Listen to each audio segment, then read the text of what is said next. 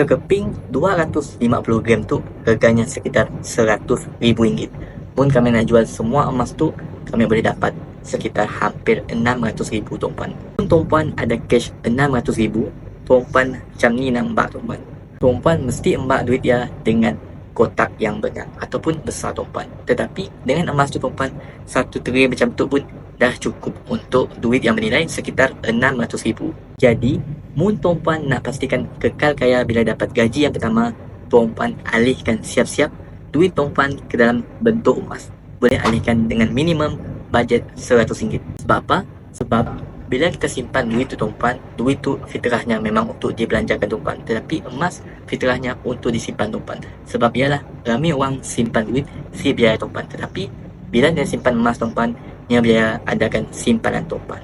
Jadi, mun tuan-puan nak elakkan kebocoran wang, tuan-puan nak capai target tabungan dengan cepat, alihkanlah cepat-cepat wang lebihan tuan-puan yang si plan pun nak pakai dalam masa setahun. Tuan-puan boleh menabung dalam bentuk emas supaya tabungan tuan-puan lebih cepat bertambah.